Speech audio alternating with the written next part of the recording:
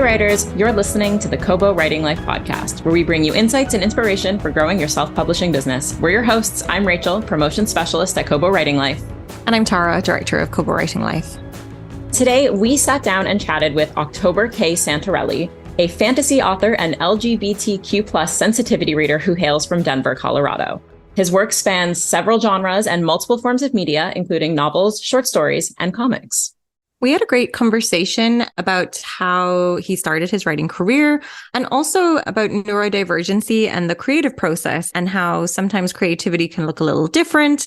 Some of his tips to sort of stay creative if you are neurodivergent or perhaps writing a neurodivergent character. And that also led into some of his sensitivity reading. So we talked about kind of what's involved in that and the work he does there. It was a very informative and really fun conversation, and we hope you enjoy. Welcome to the podcast. Today we have October with us. Thanks so much for joining us. Yeah, thanks for having me on. So would you be able to, let's kick things off by telling us a little bit about yourself? And have you always been a writer? How did you get started in your writing career? So I'm October K. Santerelli, and I am now a fantasy author. My book, City of Day, just released through Falstaff Books in February, so pretty recently. And have I always been a writer? No, actually. I didn't know it was a job you could have for the longest time. I loved books my whole life, but I thought all the books had been written and like all the authors had died. So I didn't know that you could be a writer until 7th grade when we were doing this poetry unit in school. And my teacher, Miss Bamford, gave back our little collection with the crayon drawings all stapled together. And on the front, it said, "This could be professional." And I walked up to her after class and I was like, "What do you mean? Like, just so you know, this sounds like something I need to know." And she was like, "Yeah, like you could be a professional writer." And that was it. And my parents were very sad. I love that. Those little things that teachers don't realize the impact they have sometimes potentially, that stays with you so much. But yeah, that's really awesome. So from there, you just started writing? Oh, yeah. And I never stopped. I won a couple of contests in high school. I went to college for a creative writing degree. I published my first book and I dedicated it to Miss Bamford, that teacher. And then I dedicated this book to my 3rd grade teacher, who is why I like words in the first place. I love that. Like Tara said, the impact that a teacher can have is wild. I told him, my 3rd grade teacher, I told him that I dedicated the book to him. First of all, it was an adventure trying to find my 3rd grade teacher this many years later. Second of all, he still remembered me because I was the weird kid who really liked words, and he had to give me extra vocab each week. So I learned big words while everybody else was learning the regular words, and he was excited to find out that I wrote books now. So it started with a poetry collection. How did you kind of fall into genre fiction? I was reading genre fiction at the time. My dad was really big into sci-fi books, and so he got me into sci-fi first. Didn't really click with me as much. And then my mom got me into a couple of fantasy series, notably Artemis Fowl. And I really liked the Artemis Fowl books and ended up going to look for other books with fairies in them and fell into fantasy forevermore. So you kind of publish as an indie as well. And I'm just wondering, could you tell us about maybe the decision to go down that route, if it was like something that you were consciously wanting to do to kind of, I know a lot of authors talk about the control that it gives them. Is this something that you considered? I did consider going indie. I really just want to be a hybrid author in the end, because there's pros and cons to every aspect of the publishing industry. And one of my favorite parts of trad is that they do most of the work for me. I don't get a lot of money for it, but I would get most of the work done for me. And I, like you said, that control in the indie aspect, I settled for a small press somewhere in the middle so that I could have a little bit of both. And I am able to have input on my covers and little chapter decorations, and the formatting. And and at the same time, I am working on releasing my first book indie completely by myself. And there's a lot more to it that I'm not super excited about, like trying to find editors. And I think a lot of authors are really taking the hybrid route, especially getting started. It's like you kind of get to learn a lot from the publishers and then maybe use that in your own indie journey. That's awesome. You get input into the covers because that must be so important as a fantasy writer that you want it to speak to your world. Yeah. And I've heard so many horror stories about authors who didn't get the covers they wanted or they expected. I'm really excited. I'm currently working with a cover artist named Joe's something with a G. I'll find it later, I'm sure. But he is an artist from the UK and he does some beautiful detail work. So I'm really excited for my next cover to come out. And then my first cover on the David Brin book, I wrote a book, YA sci-fi, with David Brin. It's called Storm's Eye. And the cover for that looks kind of like an Animorphs book in like the best way. So I love that cover a lot. I'm going to have to look this up immediately if it's readily available because I love Animorphs. When it comes to deciding like what books you're going to send the indie route, what books you're going to send the trad route, do you have a thought process as to which title you're going to take in which direction? Yes, a little bit. Sometimes you get that feeling, where you're like, this book could be something, and you want to plant that seed and see where it goes. So I will try submitting those ones to New York and stuff like that first. City of Day, I first sent up the ladder to New York, and I did have interest from a publishing house. They just wanted me to change the ending. And I was like, that would require writing half the book over again. And then Falstaff came in and was like, well, I'll buy all 3 right now. And I was like, that's a pretty good deal. So I ended up going with Falstaff because of that, even though I was getting some interest. And I'm going to go back to that publishing house with my next book and see if they want it before I go the indie route. So let's talk a little bit about the writing process. One of the reasons I wanted to chat to you is because you gave such a wonderful talk at Superstar's writing seminar earlier this year, and it was about neurodivergency and the creative process. I've never seen such an animated crowd at a writing conference. They were into this talk. So I was just wondering if you could kind of speak to this a little bit, and maybe let's back up for people that aren't familiar with what neurodivergency means or anything. Do you mind maybe defining that for us? Yeah, neurodivergency is having any kind of chemical or neural pathway in your brain that functions differently from what is typical, neurotypical. This is everything from dyscalculia and dyslexia to autism and ADHD. And like all kinds of mental health things are also pulled into there. Like it covers a wide range of things. When I gave my presentation, I was specifically talking to ADHD and the overlap between ASD or C, depending on which letter you like, autism spectrum condition. And so can you talk a little bit about what your writing process looks like? And Tara was telling me about the talk, and it was about different tactics that neurodivergent authors can use. And I'm really curious what the kind of self-experimentation process was like, finding things that work for you.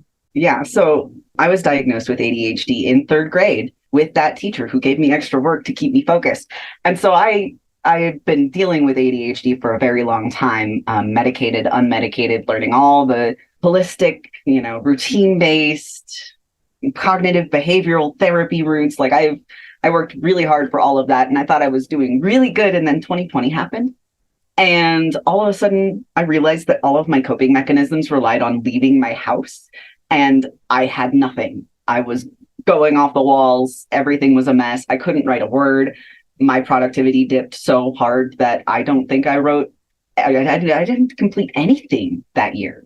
And so I started experimenting about 3 or 4 months in on me and a couple of my other friends who were neurodivergent, who had similar issues. And I was like, okay, guys, what if we try this thing that I, saw online once? And we started going through and digging up different tactics. And I was running experiments, and we'd be like doing writing sprints for 1 week, which is where you write for a short amount of time, somewhere between 15 to 30 minutes.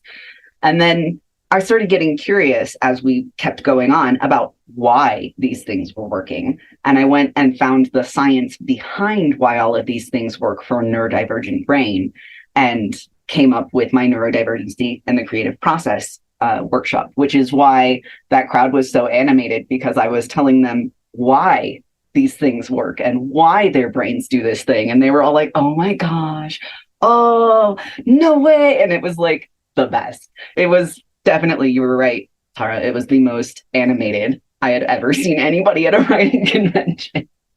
So my personal writing process has to do a lot with cutting myself slack. I don't write every day. If I don't have the focus to write for the day, if my brain is really, really intently focused on something else, I don't write that day because I kept trying to write and building up this kind of resentment for it because I couldn't do it. And so I was like, I'm failing. I'm so bad at this. And it started damaging my relationship with writing and making it so I didn't want to. And I was like, that's not really where I want to go with my career as a writer, is being the writer who doesn't want to. So I started stopping. I didn't write if I didn't feel like it. I started doing those writing sprints. I started doing something called body doubling, which is where you bring someone else in. And they don't have to be doing the same thing as you, but by having somebody there and knowing they expect you to be working, your neurodivergent brain will start working. And there's things like having a routine that's more flexible than day to day. I have routines that span entire weeks. So I do the same things on each day, but the order of it is whatever order I feel like. And that helps a lot with the, getting bored in a routine versus keeping up with habits that are important. I don't read books all the time. I know a lot of people are like, if you really want to be a good writer, you have to read a lot. And I'm like, I do read a lot, but I don't read. Like, that's not the only way I consume stories. I also play video games and I watch movies and TV. And those are also stories that, told well, I can use aspects of. So there's a lot that goes into my writing process. I really like what you were saying about not necessarily reading every day, but just taking inspiration from like the different stories. I'm just curious if you could tell us what's been inspiring you at the moment. The Sims 4. I've made up all this accidental drama in The Sims 4. They came out with a new expansion, and of course I had to play it, and so I've been making up little stories with my not quite Barbie dolls and telling all of my friends about it, and they're as invested in it as a soap opera, so I'm making it more dramatic, and that's giving me some fun and freedom to make up stories in that. I've also been watching a lot of Castle. I'm rewatching Castle. I love shows about writers, and Castle's a really good mix of like Criminal Minds and a writer, and it's a lot of fun. I'm like, I aspire to be Castle someday. Don't we all just want to be Nathan Fillion just a little bit? Just a lot of it. I also had never thought of using The Sims as like a storytelling mechanism, because like I've played The Sims. I'm not allowed to have The Sims on my computer or nothing else will get done. So I applaud you. But I've never thought of using it as a storytelling method. And that's really interesting. And now I'm so curious. You do not have to go into this, but I'm so curious about the drama that you're cooking up with your Sims. Well, I made a new save file to build a house reference for a friend and I for a D&D campaign. And it auto-generated a Sim. And she was really pretty. And I was like, oh, I can't get rid of her. So I saved her. And she looked like somebody who would be affluent, but I didn't want to make other Sims. And I wanted to keep her at the age she was. She started out as a teen. And so I was like, her parents died in a horrible car crash and her uncle runs her trust fund, but she has a penthouse. And and then, of course, I had to build a prep school. And now there's drama in prep school because two boys like her. And what will she do? And my friends are very invested in that and the fact that she's working towards being valedictorian, but so is Molly Prescott. So much drama. Tara, do not let me re-download The Sims. No, I also can't. I cannot own that. It ruined my educational career almost before. I am too addicted to that game. I keep it on my big computer and I write on my laptop, and that is the only way I get things done. Don't worry. That is smart. Yeah, that's smart. And kind of along those lines, do you have any other tips for neurodivergent writers? Yeah. One of the things that I want to talk about is not finishing everything you start. There's a lot of people in the writing industry who are like, just keep muscling through. You can't, fix something that's not entirely finished. That is true. You can't finish something, or you can't fix something, edit something that doesn't exist. But at the same time, neurodivergent people happen to have a really big predisposition to something called the sunk cost fallacy, which is where you're like, well, I invested my time in it and I invested effort in it, so I have to keep going, even though I don't like it, even though I don't want to, even though it's making me sad or angry or upset. And if there is nobody else waiting on that, set it down and walk away. You know, like you can stop and write something else. You can do something else.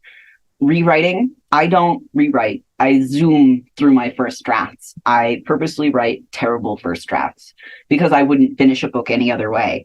So I will zoom right through it, just connect the dots from my outline. It's terrible. They're always like 40,000, 50,000 words. They're not long. And then I go back, and when I do edit, it's a big rewrite for that first pass where I start, focusing, now that I have the story, on making it sound better. So I don't rewrite as I go, or I would never get further than chapter 3. You self-edit then the first, like, because the draft is that sort of rough, it's like kind of like you're just going back and finessing everything then. Yeah. And I get a lot of compliments on my second drafts that people think are my first drafts. They're like, oh, these are so clean. And I'm like, yeah, totally. That's just how they come out of me. No, I write really bad first drafts and then only let people look at the second. Do you think there are any specific challenges that neurodivergent writers face when it comes to the editorial process and revisiting the same story over and over again and getting more granular?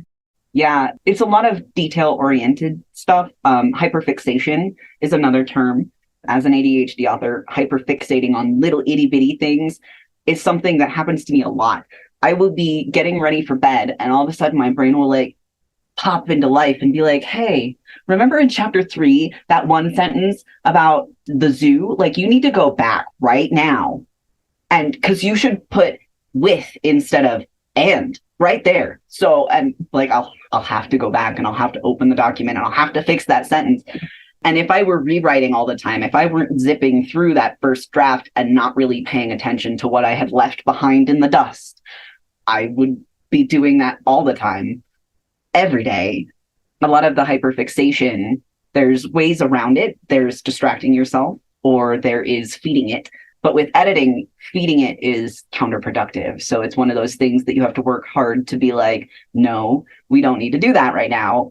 A lot of times I talk to my ADHD like it's an unruly toddler. No, we're not going to get McDonald's right now. I think the hyperfixation is very interesting because as a writer, that could be, like you were saying, super beneficial if you are, in your sprint and you're super focused. But I guess it can be then like counterintuitive to the rest of it. But I know myself, even getting like fixated on things can feel like you've accomplished a lot. How would you, do you have any like tips about sort of like talking to your hyperfixation, I guess, or like snapping yourself out of it? Yeah, a lot of it is talking to it like a toddler. A lot of it is promising later. And a lot of it is those writing sprints. So I've gotten really hyperfixated on The Sims recently. And in order to get writing done, I do a half-hour sprint, and then I can play The Sims for a half hour. And then I do a half-hour sprint, and then I can play The Sims for a half an hour. So I get my writing done in little chunks throughout the whole day, but I'm getting words on the page, which is all that really matters. And by telling my brain, hey, you only have to do this for 30 minutes, my brain's like, oh, that's not long, and kicks into work mode. Sometimes if 30 minutes is too much, I'll do 15-minute sprints. And my brain will be like, well, that's reasonable, and kicks into gear long enough to do that. So writing sprints is really the best way. What that does is it makes an artificial adrenaline kick in your brain and gets you to like turn the ignition. It's the starter in your car brain. The only 30 minutes to The Sims, the self-restraint that you must have. I have an assistant. It's a Google speaker. So if you tell it out loud to set timers and stuff, then it'll be really loud and obnoxious at you later. And so then I will tell it to set another timer and get back to work. So I live with a Google Nest like nobody's business. And kind of along the same lines, but the opposite. Do you ever find yourself in a writing sprint that's going really well and then your timer goes off and you stay in it? Or do you find that's counterintuitive? Oh, there are times where that's what I needed was the kick to get started. And now I'm in. and nothing can stop me. And then I will just like keep typing and be like, Google, shut up. Like, and then it stops the alarm. And then I keep going. And 3, 4, 7 hours later, my roommate's like, hey, do you want food? And I'm like, oh yeah, I should do that. So yeah, every now and again, you can hyperfixate on the writing, which is great. And ride that one if you can. A lot of it has to do with that, like you were mentioning earlier, that accomplishment, feeling like you got a lot done. When you have ADHD, the problem is that your hyperfixation becomes the only accomplishment that matters. And so if you're not hyperfixated on writing, even if you get a couple words on the page, you're going to be like, well, but I didn't do what I wanted to do today, which was this other thing. So I've been working through a little bit of that myself lately, where I'm like, all I really want to do is I'm working on the redesign of my website. Have I even opened that window? No. So my brain's like, obviously we didn't get anything done. We only wrote 3,000 words and cleaned the bathroom and walked the dog and did the dishes. And then we went ahead and did a podcast interview. Hey, but no, we didn't get anything done. And I'm like, I have to sit down and kind of write out what I got done at the end of each day. And that really helps me, counter that voice in my head that's like, we didn't do the one thing we wanted to do, so it doesn't matter. Well, speaking of accomplishments, you talked about in the talk that I was at, really celebrating every time that you do write, and you had a lot of tools and things that you're using for this. Do you mind speaking to that for a sec? Yeah.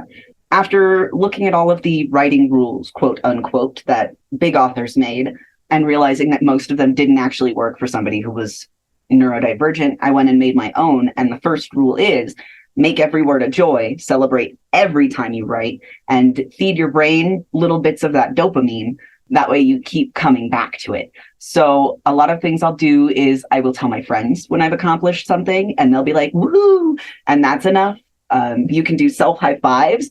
Those work. I don't know why, but when you high five yourself, your brain is still as excited as if you high fived somebody else. I am part of a writer's support group called TWT, The Writing Tribe, on Facebook, and they are amazing. They have digital write-ins multiple times a week, and panel workshops on Sundays. And so I feel like I'm in a writing conference all the time, and that helps keep me inspired and keep me productive. Another thing that I use is Christy Yant has a word count tracker that makes pretty colors. So every day you can put in how many words you wrote, and it changes color automatically. And that little pop of color is enough to give me enough dopamine that I'm like, yeah, I wrote today. I'll celebrate with boba and, going out to eat lunch or grabbing a coffee from Starbucks. I will celebrate with a trip to the dollar section of Target or Michael's, anywhere you like to go, anything you like to do, and then get bigger when you do bigger things. Like when I finish a book, I went to Disneyland when I finished my last one. My friend treated me to Disneyland, I should say, but I did go.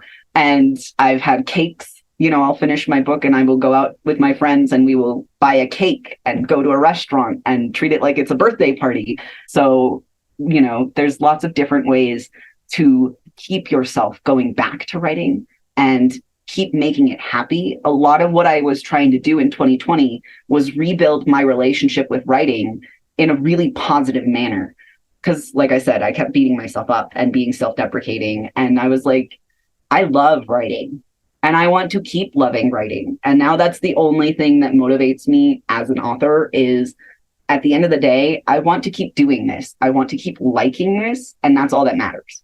I will absolutely be taking your self high five advice for every time I write an email. Just sitting at home high fiving myself. Let's see if that helps me get through my inbox. You have given a lot of advice, but I have one more piece of advice I'd like to pull from you. You mentioned that kind of finding things that worked for you was an experiment and it was trying a bunch of things. Do you have any advice for authors who want to try different experiments, but they don't want to get discouraged? Because I find I'm imagining there's a bunch of things you tried that did not work for you. Oh, yeah. There were things that worked for my friends that I was like, well, good for you. I can never do that again. So what we did was we set time limits. So you just have to try this thing for a week. or 2 weeks. And if it doesn't work within that 2 weeks, you know, this one's maybe not for you. So it's not like treating it like an experiment, like a science experiment where, you know, you have a hypothesis that this will work, but perhaps it will not. And by, you know, kind of putting yourself into that scientific mindset, instead of making it about whether or not you succeed or fail, it is about whether or not the experiment succeeds or fails. And that little bit of separation kind of helped me keep from being really upset when things didn't work for me. So as you're trying things, you know, give it a week, try it for a week and see how it works for you. And if it doesn't, set it aside and try something else. I added one thing to my routine at a time until I had something that worked for me. It sounds like community is very important to you as well, especially with your writing process. How did you build your community? A lot of the building of communities I got through conventions and conferences. The first one I went to was Dragon Con in Georgia, which is every September. Massive conference, really, really strong literary tracks and a really good writing track. And that led me to Superstars Writing Seminar and Pikes Peak Writers and Rocky Mountain Fiction Writers, which are all local writing conferences to me. I hear that Iowa has a really good writing conference. I'm interested in checking that one out. And there's like book festivals and stuff that have been recommended to me. And now I get invited as a guest to a bunch of different conventions. Jordan Con just happened a couple weeks ago.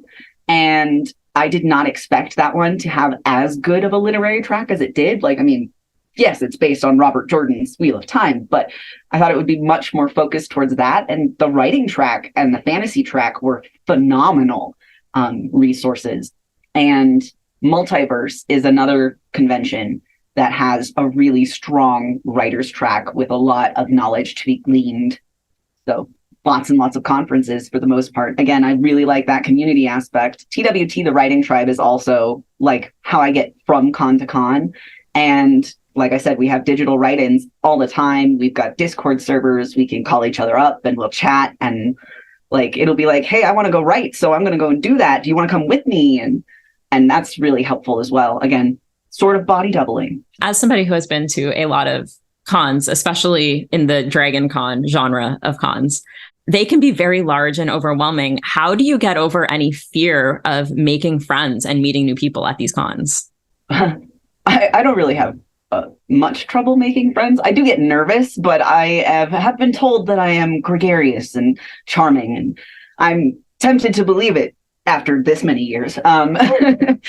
But one of the things that I do when I get nervous is I pretend that it's like, remember in 4th grade when the new kid showed up at school and you were already at school and you were like, hey, do you want to eat lunch with me and be my friend? And you'd just ask. I take that to heart. Like, it's scary. Yeah. But I walked up to Steve Saffel at Dragon Con while he was having lunch and was like, hey, mind if I sit here and grab a glass of water? And he was like, yeah, no, go ahead.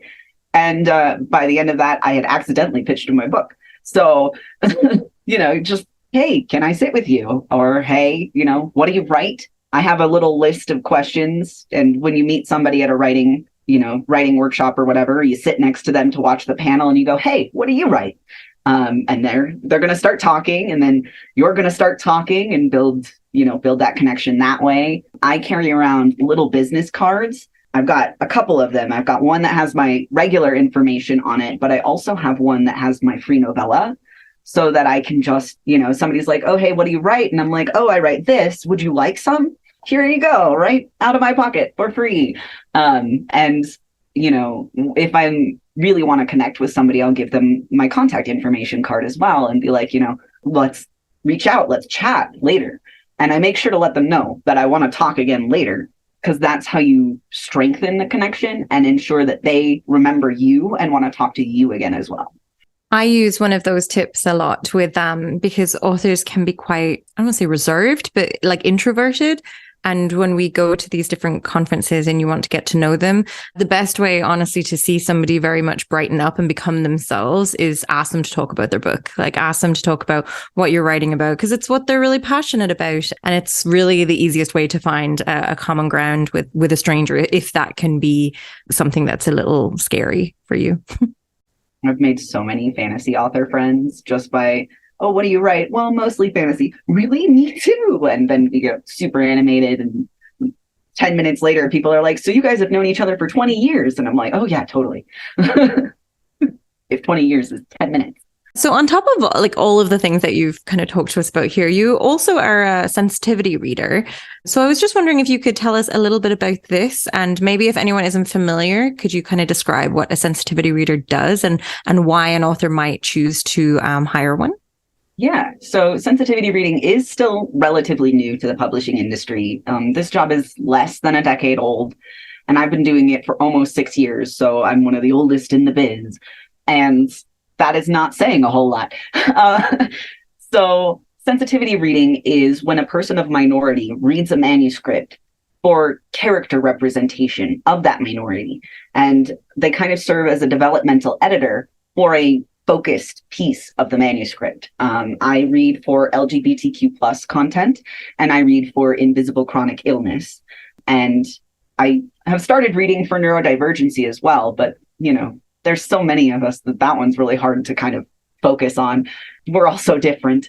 But I do a lot of reading for queer content. And sometimes it's bisexual authors who wrote a non-binary character for the first time, as often as it is cisgendered, heterosexual, completely normal authors who have then written queer characters because they want the representation and the diversity, and they're just not sure if they got it right. A lot of what I do is catch outdated slang and terminology, because that changes very quickly in the queer community. I will catch harmful stereotypes or potential problem areas, like the word queer is my favorite example, because older generations still view that as a slur, but younger generations have been reclaiming it as an umbrella term for LGBTIAQQ. There's a lot of alphabet in the soup. So it's one of the safer ways to out yourself or make yourself part of the community by just being like, oh yeah, I'm queer, and leaving it at that. So they've been reclaiming it. So I'll be like, hey, you might get some feedback from older people that queer is a little touchy. Like you might get a couple negative reviews from the grandparents, but if you're cool with that, keep that word in there. And so I will tell them about things that might cause tension, and then I will add my lived experience and depth. So I have a rather unique lived experience as a transgender, gay, and gender nonconforming person. Like I'm half the alphabet soup by myself.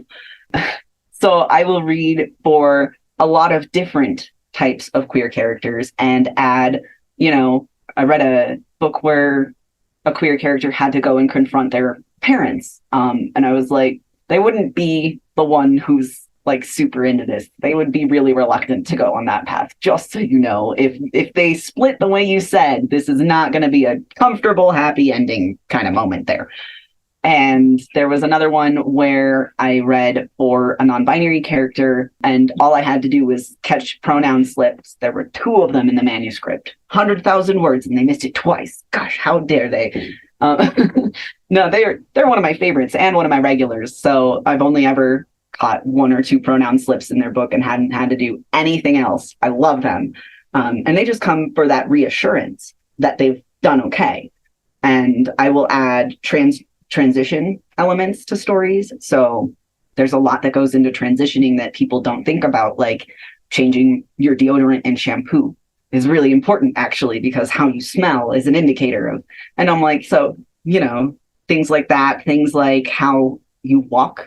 Feminine walks tend to put your feet closer together or in line, and masculine walks are like walking on train tracks. So your feet are going to be separate. So changing how you describe that, and subconscious gender bias in the English language, like drift is a more feminine sounding word, whereas stomp is more a masculine sounding word. And so if you're writing a non-binary character and leaning too much toward one side or the other, I catch that as well.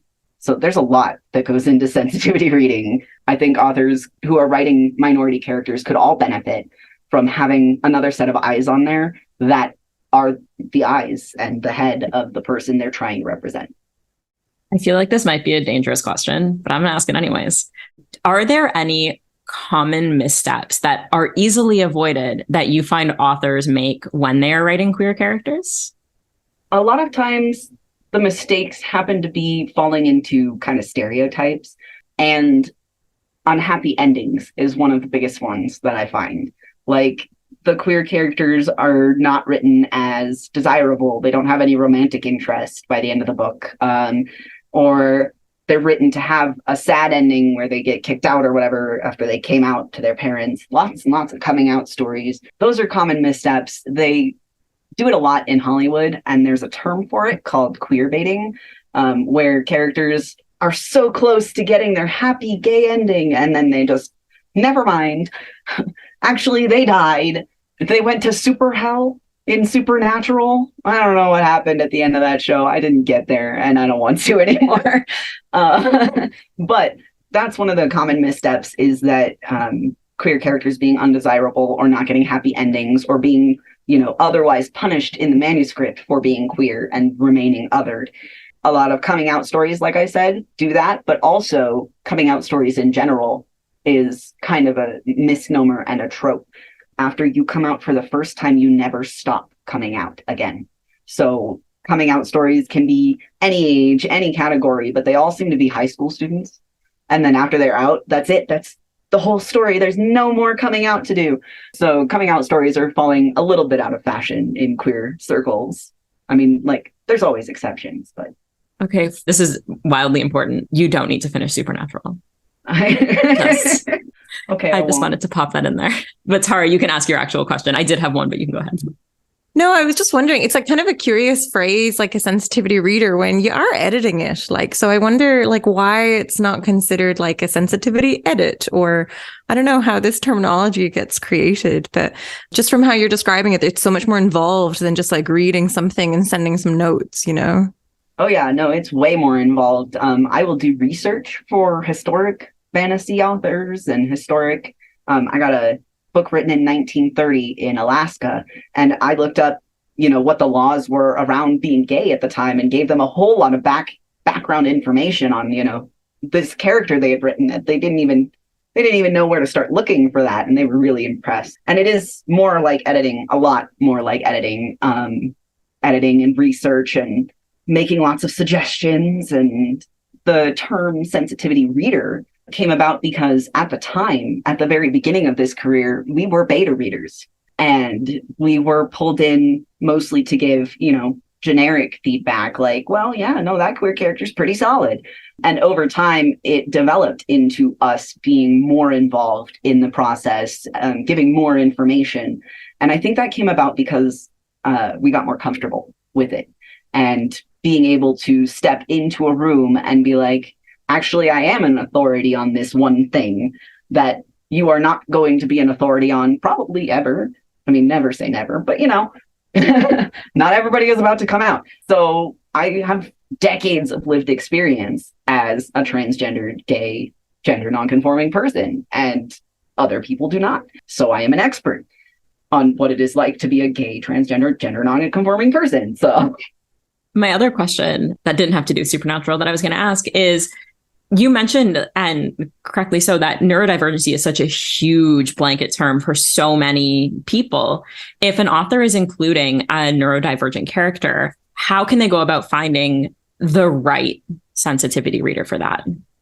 Ooh, that one is a hard one. I would put it in front of a couple like extra beta readers. I would get more ADHD beta readers or ASC beta readers and have them take a look at the manuscript, and then hire maybe one or two sensitivity readers. Beta readers are less expensive than we are. I will admit that. And, you'll get more feedback on a general term from them, whereas from the two sensitivity readers or one or two sensitivity readers, they would catch, like I said, outdated terminology or slang. And like ASC and ASD is a really good example of that. Autism spectrum disorder is what it was named by other people, and there's a push in the autism community to rename it as autism spectrum condition because they don't think it's a disorder. And I'm trying to help with that push along, even though I'm not, they taught me that that's what they would prefer. And so now I'm trying to use that and, make more people aware of it. So because there's that change in language that I didn't know about, somebody can help me with that. The outdated slang and terminology and the general information. A sensitivity reader should know all of that. Like I do a lot of reading for sapphic couples. First of all of those books have been amazingly fantastic. Second of all, I am not a sapphic person, but I know enough general terminology to help out those authors and be like, hey, this part of the scene might be a little problematic because of this trope in the community. And I do a lot of research and I talk to a lot of queer people all the time to keep on top of that. And I fully expect that somebody who reads for neurodivergency is doing the same thing. They're really in that community and they're involved in them and, talking and doing research, and they're going to be able to at least give you an overview and let those beta readers fill in the blanks. So if an author was looking to hire a sensitivity reader, where do they begin? I know Googling everything is the worst. You just get a ton of stuff, especially in the writing community. It can be so hard. But where is it, just through those kind of trusted channels and building those connections, or how would you advise somebody to go about that? A lot of us are freelancers. So I get most of my clients through word of mouth, and I highly suggest posting in your writing groups. If you post in TWT that you need a sensitivity reader, there's like 5 or 6 of us in there reading for different things. So we'll pop out of the woodwork like, whack-a-mole and be like, me? I could do it. I get a lot of people who are like, hey, so-and-so told me about this, or they saw me at a convention and they come back and they're like, you probably don't remember me. You're probably right. I've been to too many conventions this year already. Did you know you did? Well, I guess we didn't actually meet. So I was just going to say I was going to be heartbroken, but I take it all back. No, you said that you were sitting in the back of the room and in the shadows, just taking notes. With the bowler hat pulled down and the sunglasses on. I remember that. Just the newspaper with the holes, yeah. You can find a lot of us through word of mouth and connections like that. You can also look at, they've got a couple of sensitivity reader directories. I really like Firefly Creatives has a sensitivity reader directory. Writing Diversely has one as well. And then there's a website called Salt and Sage Books, which is one of the oldest sensitivity reader directories that's out there. So you can look there. I hear a lot of people find good luck on Fiverr and Upwork. And this might be kind of a blanket question, but when and why should an author hire a sensitivity reader? That's one of my favorite questions. Whenever you want, because you want to respect the minority you're writing.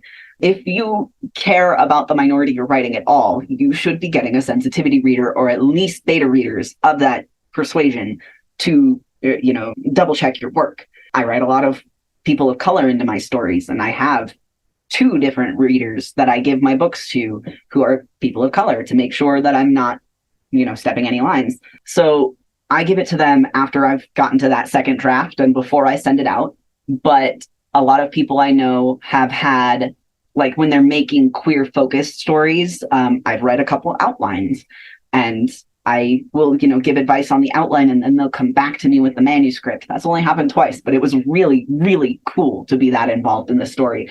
So if you really want to make sure from the outline phase, you can get a sensitivity reader for that. A lot of people do it with that last couple passes before you give it to the last editor or whatever, before it gets sent out or published. One of those 2. It's just reminding me that I have actually had my friend send me his book because he had an Irish character. And I was just like, I had like 1 or 2 corrections. I was, we would never say that. You have to change your phrasing here. So yeah, I guess it's like a final sweep of things to make sure that you're just sort of making your characters as giving them as much depth as you want them to have. And the depth is actually the most important part, because a lot of people want to do well by the communities and want to increase their representation and diversity in their books. And so they will put characters in, but not necessarily flesh them out. And that's almost as bad as not putting any in at all, because then I know I, as a minority, when I'm reading queer characters that were just kind of popped in there, and then after the fact, we're like, and they're gay on the last page. I'm like, you did that specifically because you just realized you don't have any. Like, if it's out of nowhere and then never gets brought up again, I'm like, you did that purely because you realized you don't have anything else. So we can tell for the most part. Sometimes people slip it past us. So we could talk all day and keep going on, but I think we should begin to wrap this up. I'm curious, what is next for you? What are you working on right now? I am other than The Sims. Sorry. Yeah, so much Sims. I am currently working on The Book of the Witch's Son, which is a collection of 4 novellas. The first one is available for free on my website, octoberksanterelli.com. And you can also find my books there. Storm's Eye with David Brin, I believe, is currently out of print. We're between publishers. But City of Day is available right now. And it is the first book in the Nightfall series. Book 2 comes out next February. And it's getting rave reviews. People have said that it is like Netflix's Castlevania meets Diana Wynne Jones' Howl's Moving Castle, which is the best comps I have ever gotten in my life. Best review ever. So you can find that on my website as well. You can also get that at Barnes & Noble or Amazon or at your favorite local bookseller. And other than that, I've got a lot of conventions this year. You can catch me all over the US. And where can listeners find you online? You can find me at octoberksanterelli.com. You can also find me on TikTok at OKWrites. And you can find me on Instagram at O_K_Writes because somebody stole it. Awesome. We will include links to all of those and your books in our show notes. October, thank you so much for taking the time to chat with us today. Yeah, thanks so much again for having me. This was really fun. Thank you for listening to the Kobo Writing Life podcast. If you're interested in learning more about October and his work, we will include links in our show notes to his website. If you're enjoying this podcast, please be sure to rate, review, and subscribe. And if you're looking for more tips on growing your self-publishing business, you can find us at kobowritinglife.com. And be sure to follow us on socials. We're at Kobo Writing Life on Facebook and Twitter and kobo.writing.life on Instagram. This episode was hosted by Rachel Wharton and Tara Kremen, with production by Terrence Abrahams. Editing is provided by Kelly Robotham. Our theme music is composed by Tearjerker, and a huge thanks to October for being our guest today. If you're ready to start your publishing journey, sign up today at kobo.com/writinglife. Until next time, happy writing.